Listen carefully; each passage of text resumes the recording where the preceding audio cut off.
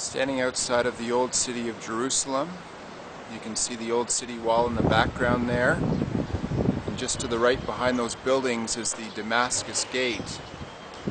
And in Hebrews 13 verse 12 it says that Jesus suffered outside of the city gate.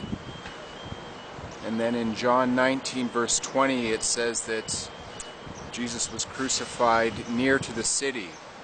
So this site is both outside of the city gate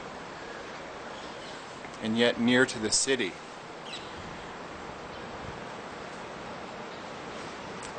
Matthew, Mark, Luke, and John all identify the place where Jesus was crucified as the place of the skull.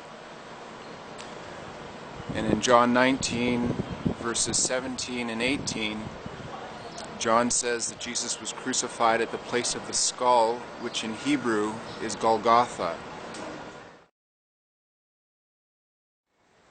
John wrote that in the place where Jesus was crucified there was a garden and a tomb. And very close by here, an ancient water cistern has been found.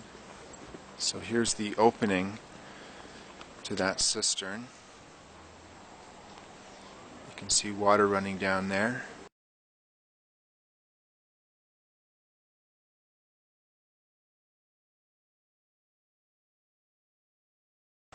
Also discovered at this site is an ancient wine press. So grapes harvested in this garden would be pressed here.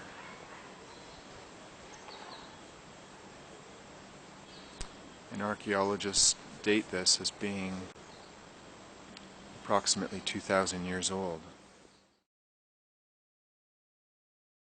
In John chapter 20 verse 15 we read of how Mary, when she first saw Jesus, she didn't recognize him and supposed that he was the gardener.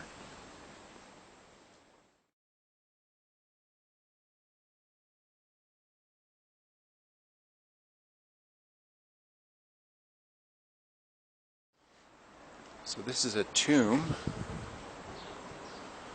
which has been found here, hewn out of the rock, and it's in Matthew chapter 27 verse 60 where it specifies that the tomb in which Jesus was buried was hewn out of the rock.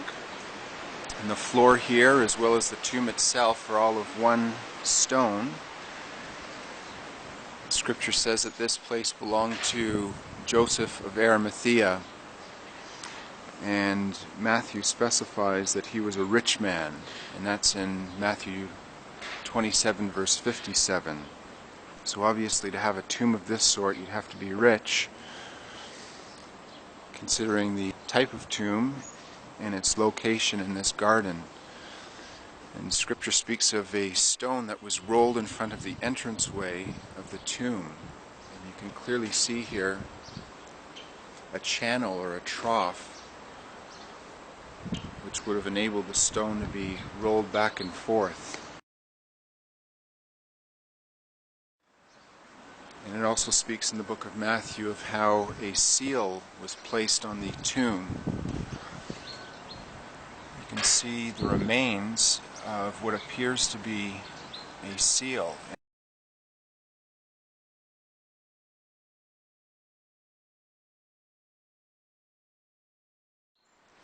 So entering the tomb itself, it's necessary to stoop down to enter because it's only about 4.5 feet or even less than that. And in Luke 24 verse 12 it speaks of how Peter had to stoop down to enter the tomb. And then right now you're looking at almost like a bed that has been hewn out of the rock, the likely spot where Jesus' body was laid. The woman who came to the tomb found angels here, one sitting at the place where Jesus' feet had been, and another where his head had been. And there's almost a raised area there to the left almost acting as a pillow for the head. And there's more than enough room for a body to lie fully extended. Mark 16 verse 5 says that when they entered the tomb, they found someone in a white robe sitting on the right side of the tomb. And sure enough, the open space in this tomb is on the right side.